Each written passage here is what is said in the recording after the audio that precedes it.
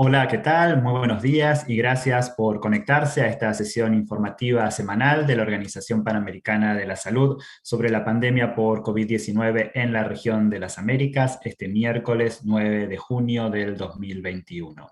Soy Sebastián Oriel del Departamento de Comunicación de la UPS y como todas las semanas, esta sesión durará alrededor de una hora. Ya hemos recibido preguntas de ustedes por correo electrónico y también podrán hacer preguntas en vivo y a través del chat mediante el botón Q&A. Recuerden siempre, por favor, incluirnos su nombre y medio de comunicación al enviarnos sus preguntas. También saben que contamos con interpretación simultánea al inglés, portugués y francés y que pueden optar por cualquiera de ellas dando clic en el botón Interpretation.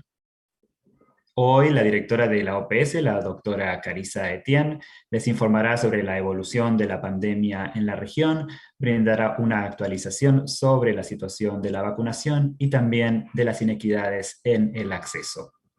Acompañan a la doctora Etienne, el doctor Jarbas Barbosa, subdirector de la OPS, el doctor Ciro Ugarte, director de emergencias en salud en la OPS, y el doctor Silvana Aldiguieri, gerente de incidente para COVID-19 en la OPS. Ahora sí, entonces quisiera invitar a la doctora Etienne a que nos comparta sus palabras de apertura de esta sesión de prensa. Doctora Etienne. Thank you, Sebastian. And let me wish all of Muchas you gracias, Sebastián. Y quiero, ante todo, desearles una feliz mañana a todos ustedes y gracias por estar con nosotros en esta conferencia de prensa.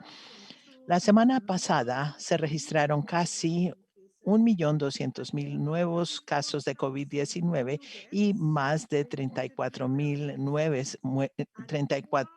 nuevas muertes en las Américas.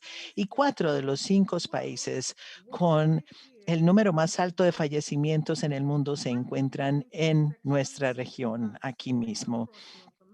Si bien COVID-19 está más lento en el número de infecciones en Norteamérica, ha habido saltos localizados en el número de muertes que se ha registrado en Estados Unidos, en algunos estados de los Estados Unidos y México y en algunas provincias de Canadá. En el Caribe, en Trinidad y Tobago se registró la mayor subida en el número de infecciones por COVID-19 y las muertes también aumentaron en el último mes. Mientras que las hospitalizaciones en Haití siguen estirando las existencias de oxígeno. Si bien las infecciones están disminuyendo por fin en Costa Rica, después de semanas de haberse acelerado los casos, otros países de Centroamérica como Panamá y Guatemala todavía están registrando un aumento en nuevas infecciones. En Sudamérica, Ecuador, Brasil y Perú están viendo una reducción en los casos, pero la mayoría del continente registra un surgimiento en nuevas infecciones, incluyendo Argentina, Uruguay y Chile. Bolivia y Colombia están viendo un aumento tanto en casos como en muertes en las últimas 2 semanas y las camas de las unidades de cuidados intensivos están casi a capacidad máxima en muchas ciudades colombianas. En Las tendencias que estamos viendo son muy claras. En toda la región, este año ha sido peor que el año pasado. En muchos lugares, las infecciones son más altas ahora que en cualquier momento durante esta pandemia. El surgimiento de nuevas variantes ha agregado nuevas complejidades a nuestra vigilancia epidemiológica y a pesar de la duplicación e incluso la triplicación de camas hospitalarias en toda la región, las camas de las unidades de cuidados intensivos están llenas. El oxígeno está bajo y los trabajadores de la salud están abrumados. Y si bien es cierto que las vacunas con el tiempo nos ayudarán a frenar la expansión de este virus, el progreso ha sido desigual. De hecho, hoy por hoy vemos el surgimiento de dos mundos. Uno que rápidamente regresa a la normalidad y otro en donde la recuperación sigue siendo algo en un futuro distante. Y las diferencias ofrecen un contraste tajante. Solo un país, Estados Unidos, ha vacunado más del 40% de su población. Incluso países que han tenido solamente el 10% de América Latina y el Caribe está plenamente vacunado. E incluso los países que han tenido campañas de vacunación por meses, como Ecuador, Perú y Bolivia, todavía apenas han logrado proteger a un 3% de su población. La situación es especialmente aguda en Centroamérica y el Caribe. Apenas 2 millones de personas han sido vacunadas plenamente en América Central y menos de 3 millones en el Caribe. Algunos países como Guatemala, Trinidad y Tobago y Honduras pueden administrar dosis suficientes para proteger solamente al 1% de su población. Las inequidades en la vacunación y en el cubrimiento, cobertura vacunal son innegables. Desafortunadamente, el suministro de vacunas está concentrado en unas pocas naciones, mientras que la mayoría del mundo espera que las dosis les lleguen con cuentagotas. Aunque las vacunas contra COVID-19 son nuevas, la historia no lo es. La desigualdad con frecuencia ha dictado quién tiene el derecho a la salud. No podemos dejar que esto ocurra de nuevo y sabemos cómo debemos proceder. Si bien necesitamos más dosis en todas partes, los países que están a mayor riesgo, donde las vacunas han sido más lentas en llegar y aún las poblaciones vulnerables tienen que ser protegidas, necesitan con urgencia un mayor número de vacunas. Le agradecemos al gobierno de los Estados Unidos por su decisión de donar 6 millones iniciales de dosis a los países de Centroamérica y Suramérica. España también ha donado generosamente 5 millones de dosis a América Latina y al Caribe. Y estamos agradecidos también con el Canadá, que ha comprometido $50 millones canadienses para expandir el acceso a las vacunas de COVID-19 en la región. Esperamos que otros países, especialmente aquellos que tienen exceso de dosis, y las instituciones financieras mundiales sigan esos ejemplos y provean su apoyo para poder proteger al 70% de nuestra población, que será necesario y que debemos cubrir para llegar a lo que no está cubierto por COVAX. A pesar de la situación tan precaria que estamos viendo a través de todas las Américas, se están relajando las medidas de salud pública como si las cifras estuvieran bajando y no lo están. Las medidas de salud pública nunca han sido más importantes. Los hospitales están a su límite, con casi ningún espacio para seguir expandiendo. Para detener este virus, necesitamos tener sistemas de vigilancia muy fuertes, respaldados por pruebas y por rastreo de contactos. Es necesario seguir controlando este virus, aun cuando se siga aumentando la cobertura de vacunación para que los casos sigan bajando, y por eso es crítico controlarlo.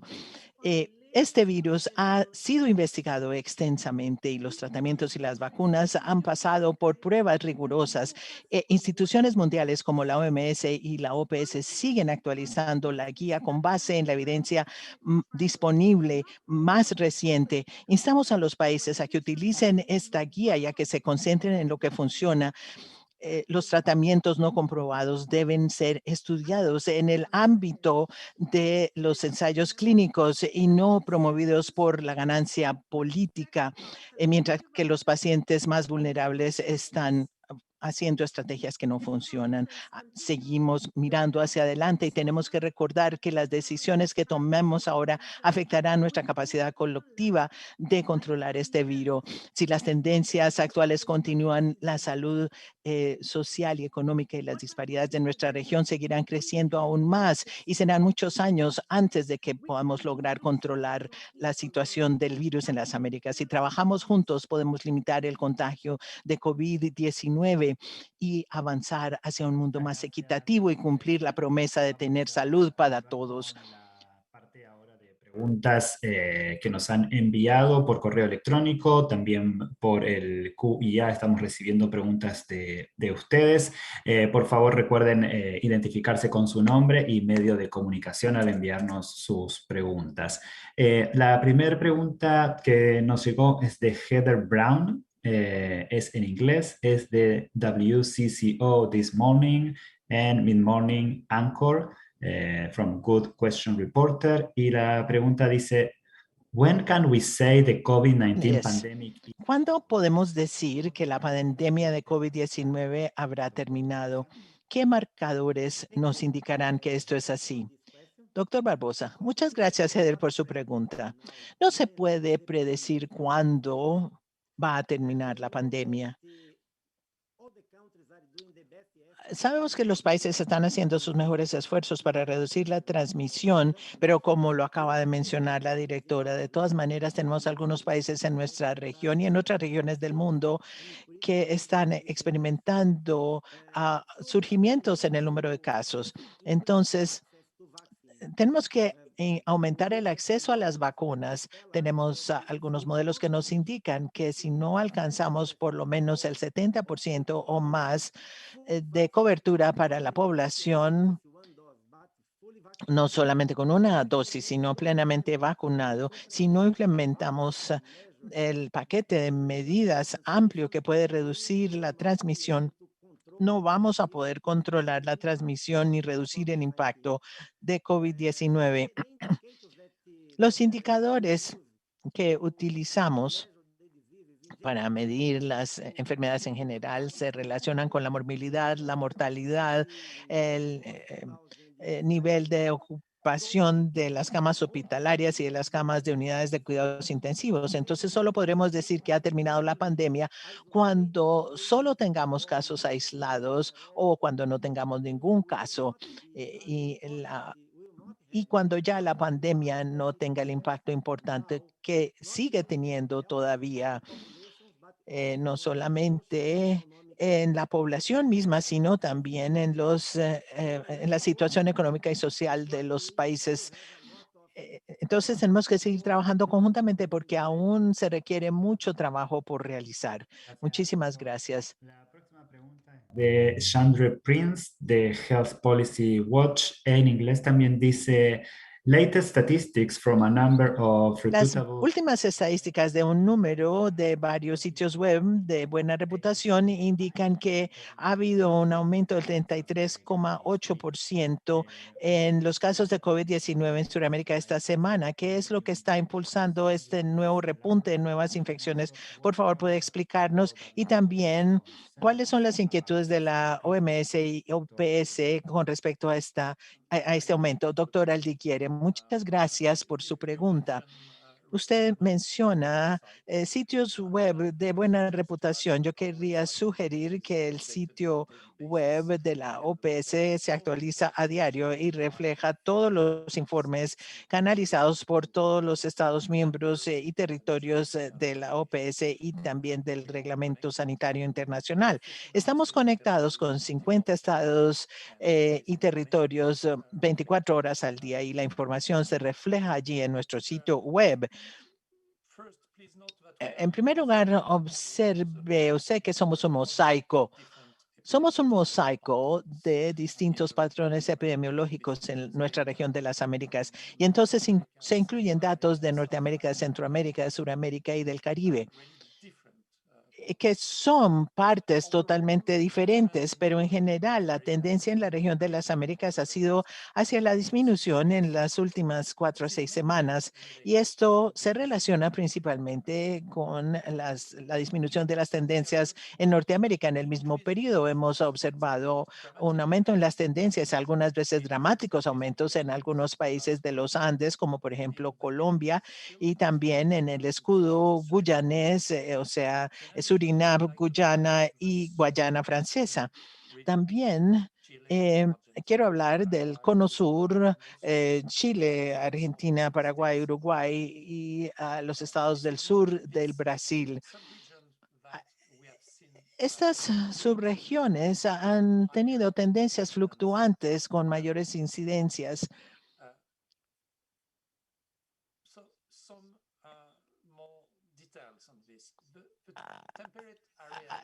Las áreas templadas de esta subregión en el cono sur del continente se encuentran en el periodo estacional donde sabemos que la influenza y otros virus respiratorios históricamente tienen un impacto mayor.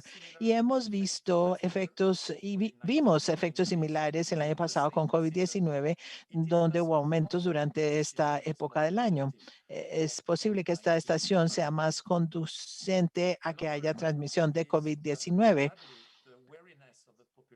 También está el cansancio de la población para seguir cumpliendo las medidas de salud pública y el distanciamiento físico, como lo ha sido durante esta pandemia. Nuestra primera inquietud es lo que cuesta esta pandemia, lo que sigue costando en términos de vidas perdidas. Y es en este contexto en donde la principal inquietud es para que los servicios de salud puedan adaptarse a los surgimientos de casos y que puedan seguir ofreciendo atención especializada con estándares óptimos,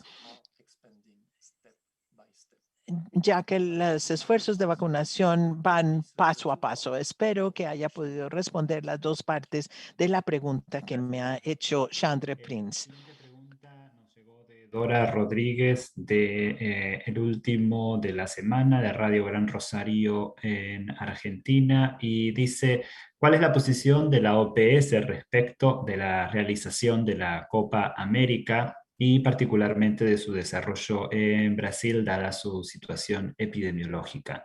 Doctor Ugarte. Gracias, Sebastián. Gracias ahora por la pregunta.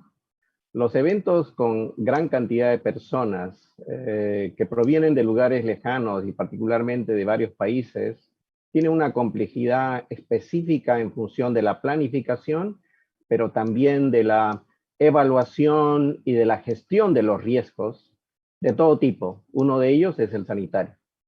La OPS proporciona asesoramiento a los países y a las instituciones que lo solicitan respecto a estas reuniones que se consideran reuniones masivas.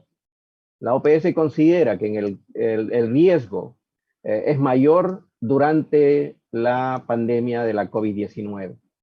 Y cualquier país que decida organizar este tipo de eventos debe ser extremadamente cuidadoso para trabajar con todos los socios internos y externos de tal manera que el riesgo sea disminuido lo más posible. Uno de los sectores que debe participar activamente en este proceso de evaluación de riesgos es el sector salud, que está al tanto de la transmisión comunitaria, tanto en los países de origen como de destino de las personas que van a acudir a estos eventos, y en el lugar específico de donde estos eventos van a realizarse, el sector salud tiene el monitoreo mucho más cercano de la disponibilidad de servicios de salud y otras medidas, incluyendo las medidas de protección que debe tomar la población y las personas que participan en estos eventos. Y en última instancia, no se puede garantizar la gestión efectiva del riesgo, especialmente en el contexto de transmisión comunitaria. Los organizadores deberían reconsiderar o postergar el evento hasta que las condiciones sean más favorables y cuando el riesgo esté dentro del límite de lo manejable. Esto no significa que debemos considerar que el riesgo llegue a cero. Eso no es posible.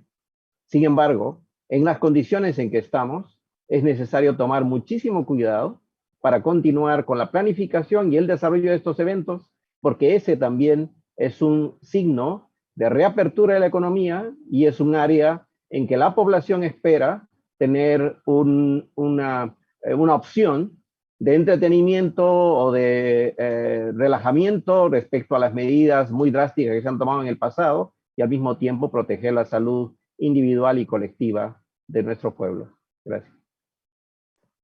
Gracias, doctor. Próximas preguntas son de Marcela Vélez Pliquert, del Diario Financiero en Chile, y también en el chat Ernesto Londonio, del New York Times. Preguntan en inglés, dice Marcela, It despite... reads, a pesar de los niveles avanzados de vacunación, los casos están en este momento en niveles récord en Chile. Entonces, ¿cuál es el estado de la pandemia en Chile y cuáles son los pronósticos que pueden darnos? Y Ernesto Londoño, ¿cómo explica el surgimiento en Chile y qué puede hablar de la eficacia de las vacunas utilizadas en ese país, doctor Barbosa? Muchas gracias por estas dos preguntas. Son muy importantes, no solo para Chile, sino también para otros países de nuestra región.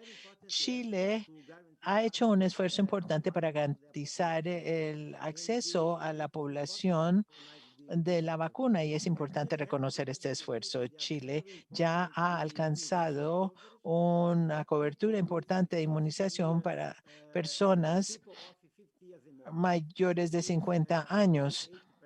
O sea, ellos están a un 80%, es un éxito increíble, pero la cobertura de la segunda dosis es mucho más baja entre las personas jóvenes, solamente un 30% entre las personas de 18 a 39 años de edad y 60% entre las personas entre 40 y 49 años de edad.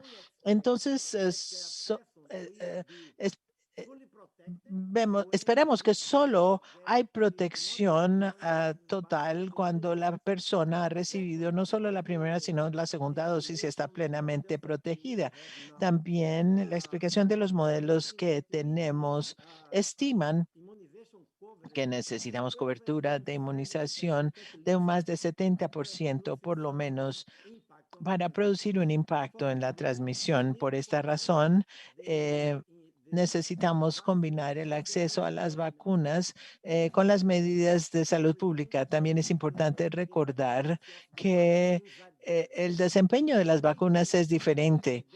Tal vez con los datos que estamos recogiendo ahora y que la OPS está apoyando a los países para hacer estudios de efectividad de los distintos cortes y podemos obtener más datos, pero probablemente también hay un nivel de desempeño de las distintas vacunas.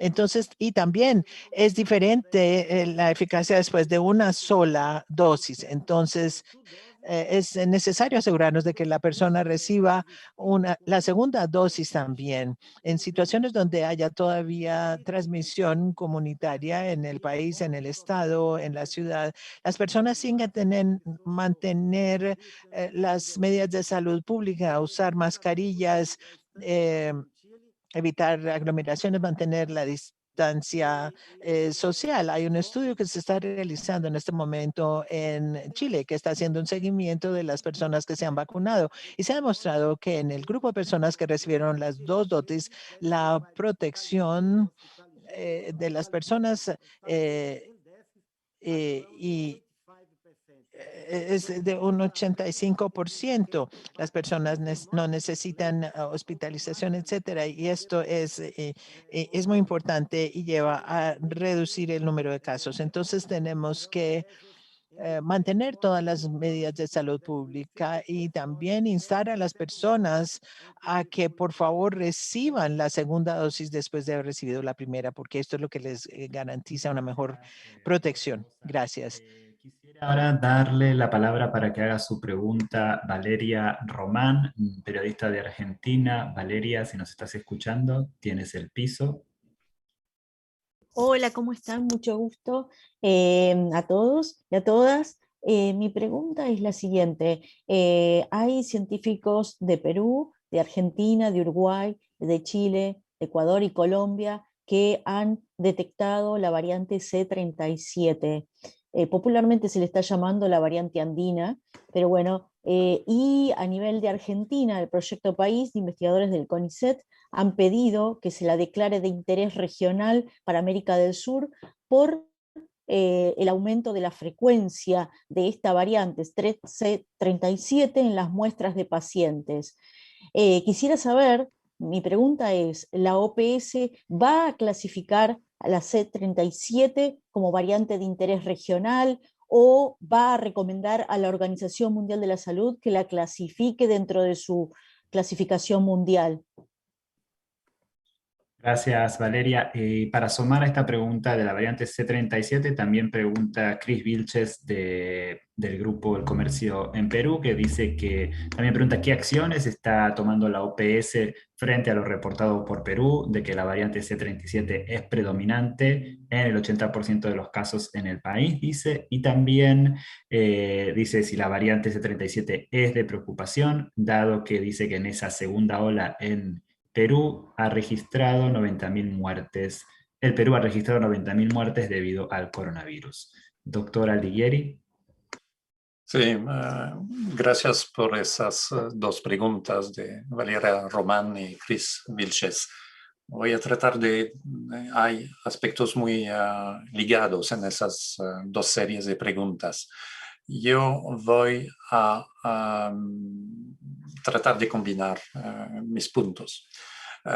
La variante C37 ha sido detectada principalmente en Perú y en Chile, donde ha incrementado su transmisión durante los últimos 3 meses. Sin embargo, ha sido también detectada de manera esporádica en Estados Unidos, en Brasil, en Ecuador, en México y en Argentina.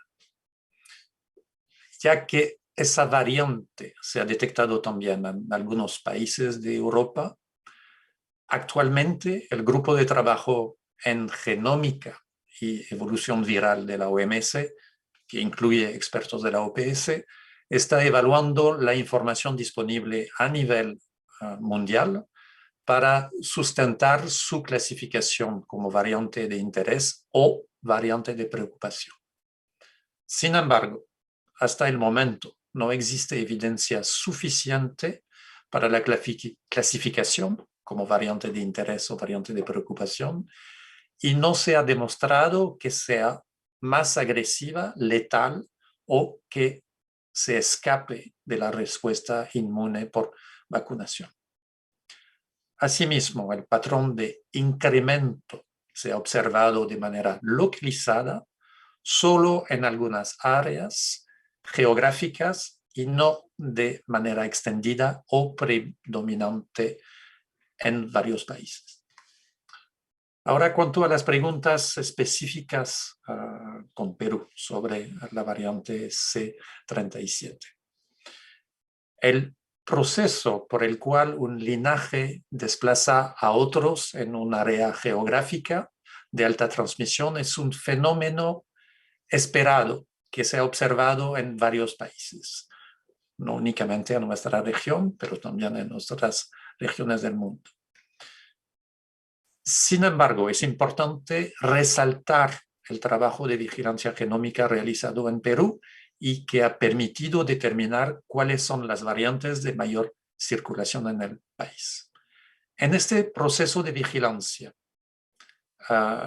que tiene que fortalecerse, mantenerse de manera regular, en estrecha articulación con la vigilancia epidemiológica nacional para identificar a tiempo cualquier cambio en el comportamiento del virus o cambio en la forma clínica de la enfermedad.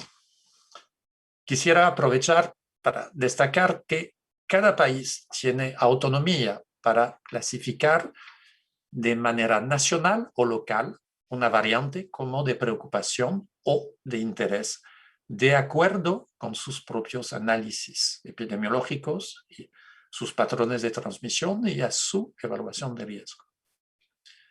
Pero quisiera terminar con un punto importante.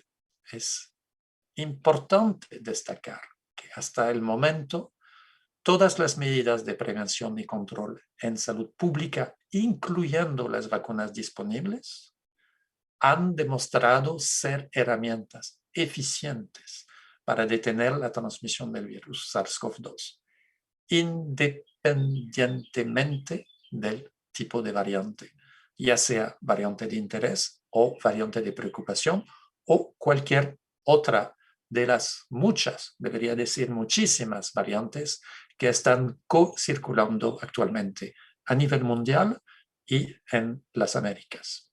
Espero haber respondido a las varias preocupaciones de las dos periodistas. Gracias. Muchas gracias, doctor. Perdón, la siguiente pregunta es de Sofía Villamil del New York Times. Dice, ¿cómo se pueden manejar los problemas económicos de la región con el aumento de los casos? Doctora Etienne.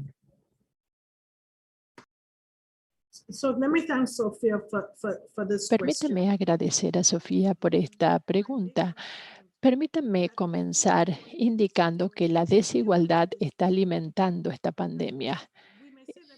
Lo podemos ver ya y esto se ve dentro de los países donde vemos que algunos grupos de la población tienen un grado de transmisión o contagio mayor y también según los grupos en los países, pero el acceso a las vacunas también los ha llevado a que algunos países tengan medidas más laxas que los otros. La incidencia económica en el curso del año pasado ya ha sido algo sin precedentes. Un informe reciente del Fondo Monetario Internacional indica que las economías en América Latina y el Caribe tienen la contracción más profunda del mundo o la tuvieron en 2020 y esto excede con creces la desaceleración global del 3,3% a nivel mundial. Pero los países ahora enfrentan una crisis de mayor envergadura que la que tuvieron el año pasado mientras que sus recursos se tornan cada vez más escasos, pero no hay amenaza que sea peor para la salud económica de un país que un brote activo, como el brote de una pandemia. Necesitamos priorizar y concentrar la respuesta para aprovechar nuestras iniciativas. La primera prioridad debiera ser controlar el contagio con medidas de salud pública. Por ejemplo, usar mascarillas, establecer distanciamiento físico, limitar las conglomeraciones. Estas son medidas que tienen el poder para perturbar el contagio y no cuestan demasiado. Cuando aplicamos estas y otras medidas de manera correcta, guiados por la vigilancia, los países pueden limitar la incidencia en sus sistemas sanitarios, en sus economías y pueden salvar vidas. Pero enfrentemos la situación. Las vacunas son la solución a largo plazo para esta crisis y solo con una cobertura suficiente se podrán relajar las medidas de salud pública y solo en ese momento las economías en realidad pueden ser reiniciadas y podemos comenzar a transitar el camino hacia la recuperación económica. Siempre decimos que la prevención es la mejor inversión y esto es especialmente verdad para la COVID-19. Las medidas de salud pública junto con vacunas son nuestra mejor manera para prevenir casos nuevos y finalmente interrumpir la pandemia y comenzar a recuperarnos en lo que hace a la economía y la situación social de nuestros países. Gracias. Gracias, doctora Etienne. La próxima pregunta es de Marta Rodríguez de Justicia TV en México y dice, el repunte de contagios en los estados de Quintana Roo y Baja California están ligados al turismo internacional. ¿Se debe repensar el cierre a esta actividad turística para evitar el alza en brotes? Doctor Ugarte. Gracias, Sebastián, por la pregunta. También Marta. El tema de turismo ha estado en varios momentos en la discusión nacional e internacional y es un tema actual, aún más aún cuando la vacunación está progresando y las medidas de distanciamiento físico o de cierre de fronteras se ha flexibilizado. En el caso de México, esa apertura del turismo representa un riesgo en la propagación de la COVID-19 a través de viajes domésticos e internacionales porque no puede ser eliminado. Sin embargo, al reactivar el sector turismo u otros sectores económicos, es necesario conocer exactamente el riesgo y manejar el riesgo apropiadamente. Conocemos que las medidas que constituyen las piedras angulares del control de la pandemia siguen vigentes. Y siguen vigentes en los lugares donde hay transmisión comunitaria, pero también en los lugares donde no hay transmisión comunitaria. Esto es la detección de los casos, las pruebas de laboratorio para confirmar los casos, el aislamiento de los casos sospechosos y de los casos confirmados, y también la cuarentena de los contactos de esos casos. Estas medidas que son muy importantes y que han demostrado su efectividad, cuando se aplican permanentemente a lo largo del territorio nacional, controlarán más fácilmente la pandemia y promoverán la reapertura económica. Quisiera destacar que en este contexto, la posición técnica de todos los expertos y de la organización es que no hay una justificación para la cuarentena de los viajeros internacionales, considerándose que a priori que serían contactos o casos de COVID. Respecto a la península de Yucatán y al istmo de Baja California, el repunte de estos estados se ha asociado al turismo, pero este es un tema que necesita ser analizado y ambas problemáticas podrían estar asociadas con otros efectos que el doctor Silván Alighieri podría complementar. Y yo solo quisiera resaltar que hemos sido informados que las autoridades del nivel federal y del nivel estatal están en estrecho contacto para reducir el incremento de los casos que se ha presentado y para poder establecer las medidas de control en esos estados.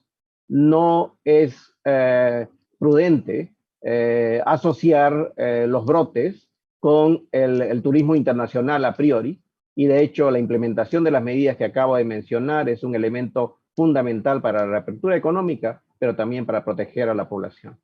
Silván, por favor.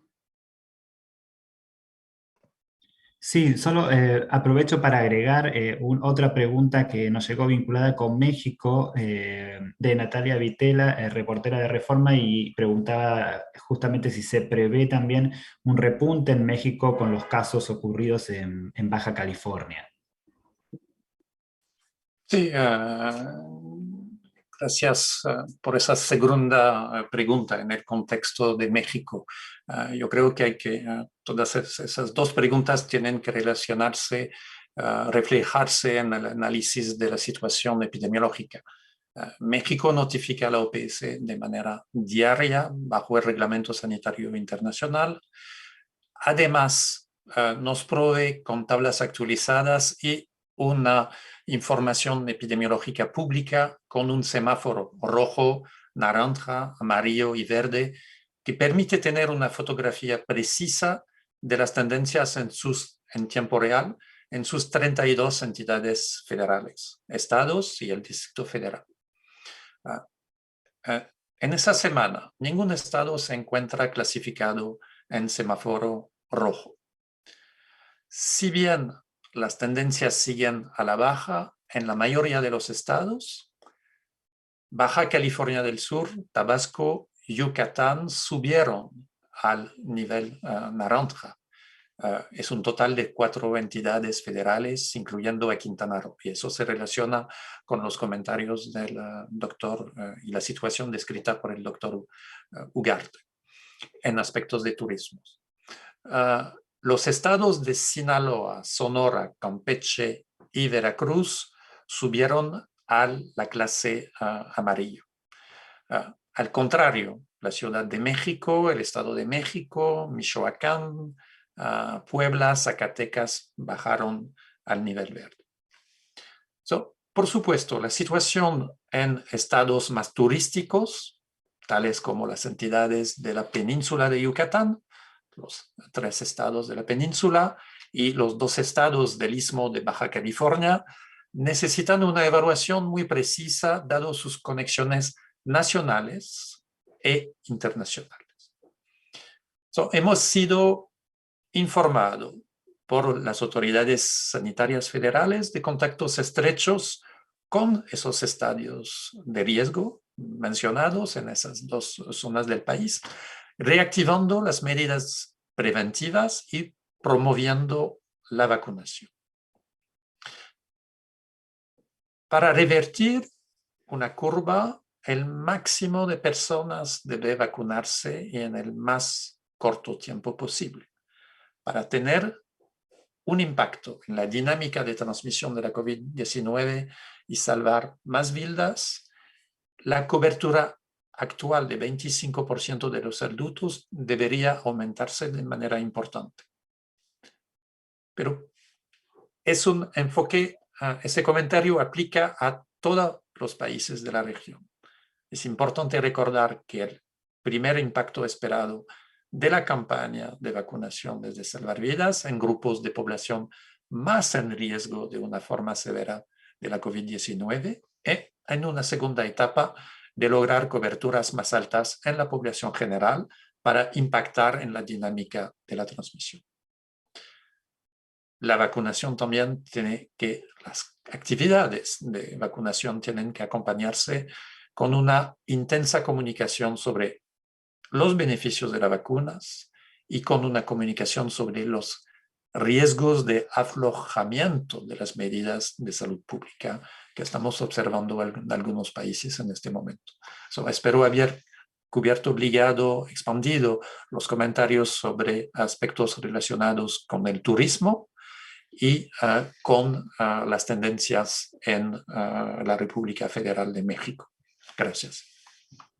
Bien, gracias a ambos. Tenemos varias preguntas vinculadas con COVAX. Una de ellas de Kadin Joseph de Observer Media en Antigua y Barbuda. En inglés dice Antigua y Barbuda. Antigua y Barbuda está lista para recibir su último envío de vacunas. ¿Será posible también recibir más vacunas a través de este método si siguen los problemas? Perú, y dice si debería Perú recibir lotes extra de vacunas de COVAX para proteger a su población, ya que dice que los hospitales aún siguen colapsados y el proceso de vacunación es muy lento. Doctor Barbosa, ¿podría contestar? Thank you for these two questions. I will start Gracias por estas dos preguntas que acabamos de recibir, Karin. Sí, el fondo rotatorio de la OPS, así como los dos mecanismos de compras que están trabajando en nombre de COVAX, están concluyendo el despliegue de la tercera ronda en la región. Todavía tenemos 5 países que están trabajando con los productores, pero al día de la fecha hemos entregado unas 20 millones de dosis para los países de la región. Ya estamos trabajando en la cuarta y quinta ola de entregas que irán de julio a septiembre. Y para esta ronda tendremos vacunas de AstraZeneca, Janssen y Pfizer. Y es importante también destacar, como mencionó nuestra directora en los comentarios iniciales, que el acceso aún es muy limitado, pero los países en América Latina y el Caribe también tienen la situación en que COVAX tiene problemas con los productores, con el Instituto del Suero de la India, porque las exportaciones siguen estando prohibidas por el gobierno de la India. Hay un nivel muy alto de negociaciones con el gobierno de la India para tratar de recibir una autorización para que el Instituto del Suero de la India pueda desplegar las vacunas que fueron contratadas con estos productores. También teníamos problemas con otros productores que están ofreciendo una cantidad muy limitada de las vacunas, pero el proceso está avanzando. Por cierto, en el corto plazo creemos que es muy importante recibir donaciones a través de COVAX. COVAX puede ser una plataforma para recibir donaciones de países desarrollados para que así podamos cubrir esta brecha de acceso muy limitado que están enfrentando los países en la región. Esta es una combinación de esfuerzos tratando de expandir, ampliar la cantidad de vacunas que están siendo entregadas por los productores al mecanismo de COVAX y al mismo tiempo incluir donaciones de países desarrollados para así tener un acceso más importante en América Latina y el Caribe. En Perú, la OPS ha propuesto ya hace algún tiempo que COVAX deveria também utilizar critério de risco epidemiológico, não para identificar as quantidades são proporcionais à população, ou seja, a maioria dos países solicitaram para COVAX vacunas suficientes para proteger a 20%, ao redor de 20% de sua população. Então, todos os países vão receber as quantidades que contrataram com COVAX. Pero é possível e creemos que é necessário que a lista de entrega aos países pueda ter em conta não somente a alocação aleatória que foi estabelecida por el Comitê de Alocação de la OMS, de Gavi, pero que também pueda ter em conta países que estão com uma situação de maior risco. A situação em Latinoamérica e no Caribe justifica que se tenha para estes países uma posição de receber primeiro as vacunas que outros países em outras regiões do mundo que não têm uma transmissão ou não têm uma transmissão tão forte puedan recibir después. O sea, que al final todos reciban de una manera proporcional, pero que los que tengan mayor riesgo puedan recibir de manera más rápida. Eso está bajo discusión. Es muy importante que los países de la región que hacen parte del mecanismo COVAX, que hacen parte de los mecanismos de gobernanza, puedan apoyar también a esta propuesta, porque ella va a ser muy útil para la región y ya se tiene una buena discusión que eso pueda ser utilizado en lo que se está llamando la segunda fase del mecanismo COVAX. Muchas gracias. Gracias, doctor. Siguientes preguntas sobre Venezuela. Tenemos varias consultas, tanto por correo como en el chat. Julia Simeskov de Reuters, Gabriel Bastidas de monitoreamos.com, Laura Barros de EFE, Oswin Barrios de Radio Fe y Alegría y también Mariana Souquet de Efecto Cocuyo. Entre otros, las preguntas van en el sentido, dicen, el fin de semana Venezuela afirmó que COVAX tenía una deuda con el país. Si podrían informar cómo va el proceso de Venezuela con COVAX, si se completó, perdón, el pago requerido, cuándo llegarían las vacunas y cuántas dosis serían. Doctor Ugarte. Bueno, preguntas relativamente fáciles de contestar, Sebastián, pero muy importantes. Quisiera mencionar que los procesos para que el mecanismo COVAX asigne vacunas o ponga a disponibilidad de Venezuela las vacunas están en marcha. Es parte de la nueva distribución de vacunas a la cual se refirió el doctor Yarbas Barbosa, y esto se conocerá en las próximas semanas. El tipo de vacuna y la cantidad de vacunas será información que se informe en ese momento. Y así es que cuando esas vacunas estén disponibles, Venezuela, de acuerdo conforme al acuerdo que tiene actualmente, decidirá qué vacunas, si esa vacuna que está disponible es la que van a aceptar o no, y en la cantidad que corresponde.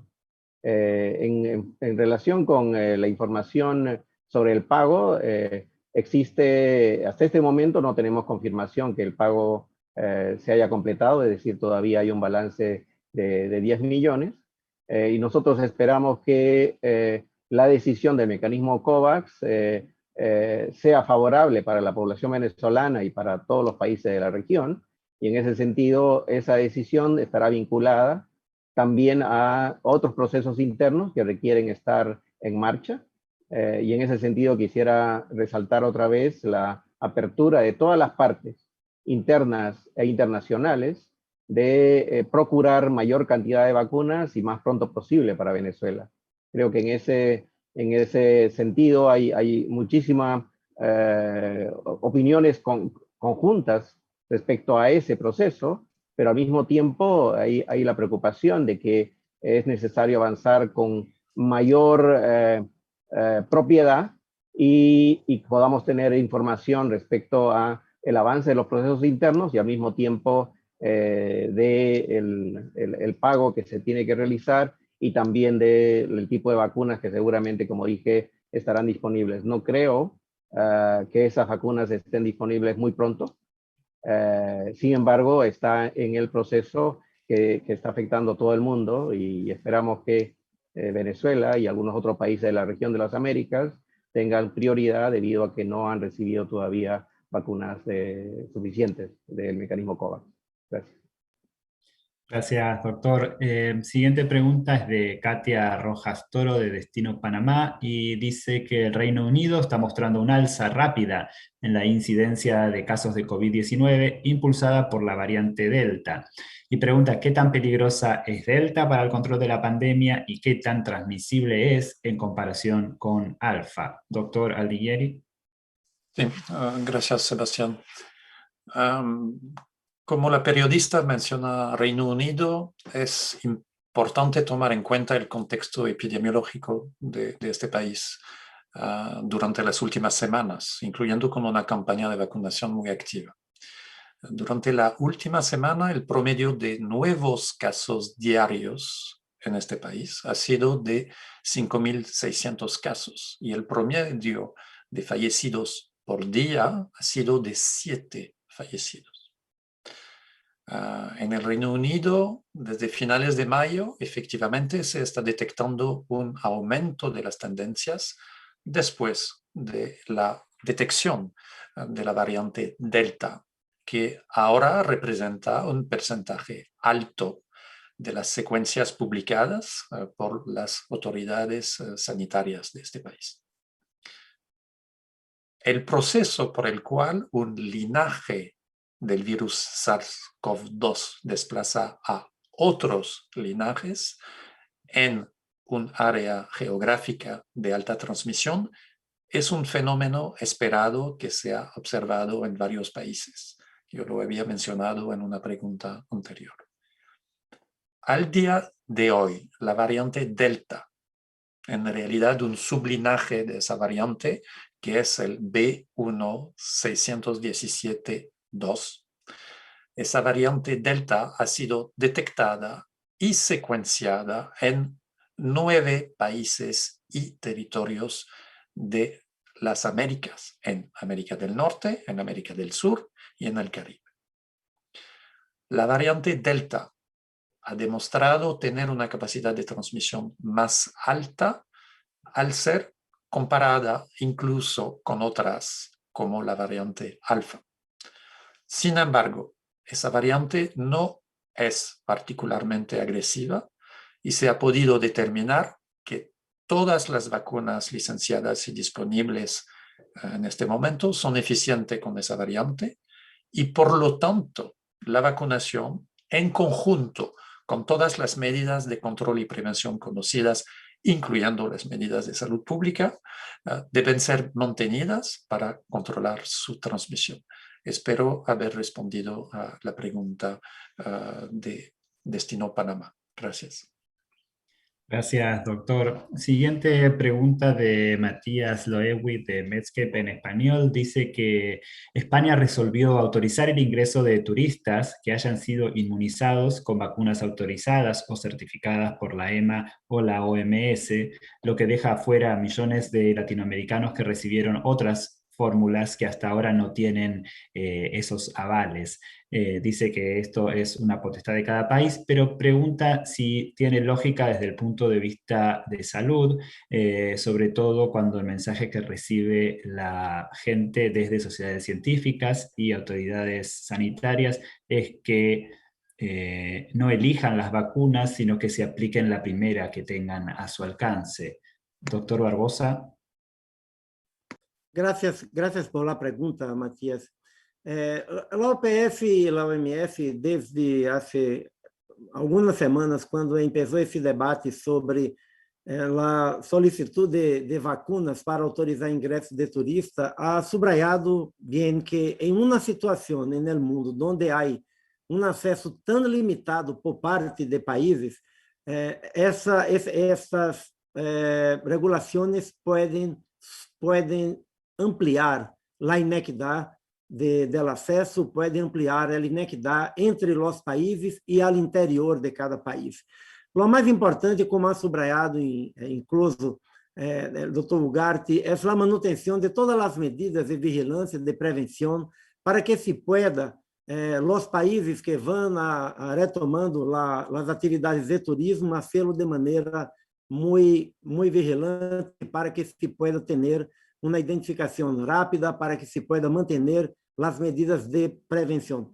Seguro que, como o periodista menciona, é uma decisão de cada país, pero é uma decisão que, nesse momento, pode, sem dúvida, ser mais um efeito para ampliar as inequidades. O que é importante agora é buscar o controle rápido em todo o mundo, porque se alcançamos isto, estas medidas, que vacuna pode tomar, que vacunas não vão ser aceitadas, que vacunas não vão ser aceitadas, ou seja, se vai criar toda uma burocracia de verificação, quando seria, quizás, muito mais efetivo garantizar que as vacunas possam estar disponíveis de maneira mais equitativa e que se pueda alcançar o controle da transmissão por toda parte do mundo, em todos os países do mundo. Gracias. Gracias, doctor.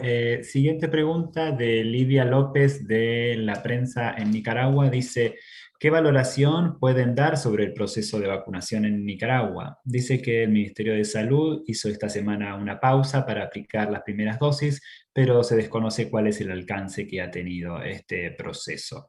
Doctor Ugarte. Sí, ok, ahora sí.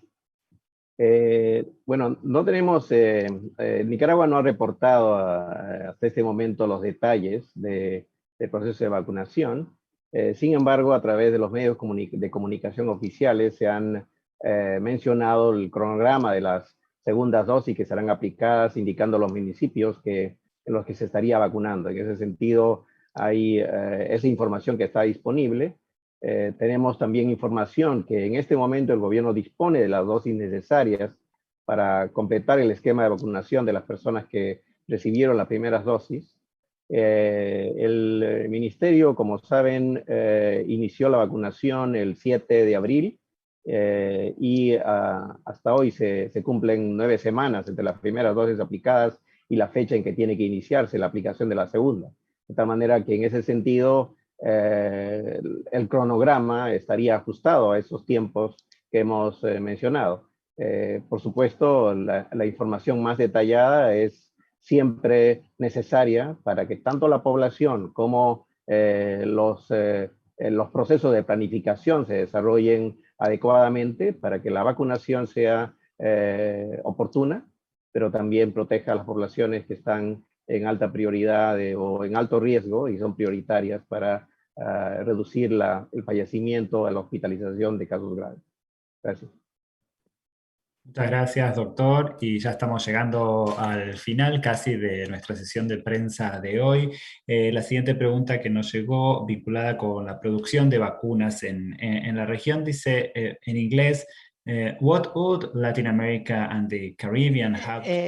¿Qué tendría que hacer América Latina y el Caribe para expandir la vacunación en la región de las Américas? Doctora Etienne, muchísimas gracias por esta pregunta tan importante en un contexto donde hay dosis limitadas disponibles y donde algunos países han precomprado grandes cantidades de las dosis limitadas que están disponibles. Las donaciones de vacunas son indispensables al corto plazo. El suministro actual es limitado y son un grupo pequeño de países los que tienen estas vacunas. De acuerdo con ciertos estimados, la Unión Europea y 7 países de alto ingreso tienen un exceso de más de 1.000 millones de dosis en 2021. Esas vacunas deben utilizarse para salvar vidas ahora. Y por eso pedimos que en la próxima reunión G7 se hable de esta necesidad y se haga algo al respecto y ayuden a agilizar las donaciones de países con exceso de vacunas. Los países que tienen altas dosis, que aún no han cumplido sus objetivos, pero tienen que dar parte de ellas porque es necesario proteger a otros países también para que puedan protegerse a sí mismos. Creo que tenemos que mirar hacia adelante y considerar que solamente tendremos seguridad en el suministro cuando la capacidad de fabricación pueda expandirse en América Latina y el Caribe. Esto es importante para toda la salud pública y para la seguridad nacional y también para nuestras economías. No estamos allí todavía. Por ejemplo, en 2018, el balance comercial del sector farmacéutico en las Américas era sorprendente. En América Latina y el Caribe importamos básicamente 10 veces más de lo que exportamos en términos de tecnología médica, vacunas, equipo, medicinas y otras. Entonces, no hay duda alguna de que esta incapacidad de tener suficiente producción nos ha hecho más vulnerables durante esta pandemia. Pero no estamos empezando de cero tampoco. Nuestra región tiene capacidad establecida para fabricar vacunas en distintos países y hemos ayudado a proteger a las generaciones a muchas generaciones de enfermedades como la fiebre amarilla, la meningitis, la influenza. También tenemos órganos reglamentarios muy fuertes, institutos de armonización y otros que son clave para garantizar la calidad y seguridad de las vacunas. Y esto es una cosa muy importante de fortalecer la producción y llegar a ser autosuficientes. Entonces necesitamos seguir fortaleciendo este cimiento que ya existe, actualizar para poder extender y actualizar nuestra capacidad de fabricar vacunas, no solo para COVID-19, sino vacunas para enfermedades vacuno prevenibles y también tener suministros y medicinas esenciales. Pero para que esto ocurra, es necesario que haya voluntad política, tiene que haber inversión dentro de la región y esto será clave.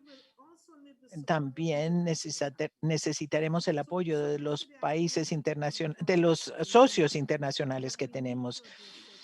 Ayer dije en un foro económico en Argentina que necesitamos manejar esta situación de autosuficiencia en la producción de tecnologías de la salud hacia el futuro para reducir la dependencia, aumentar la seguridad sanitaria, promover el desarrollo económico y mejorar la salud y el bienestar. Hoy tuvimos una reunión sobre transferencias de tecnología a los países latinoamericanos para poder medir el interés en la producción de vacunas contra COVID-19 utilizando la tecnología de ARN mensajero.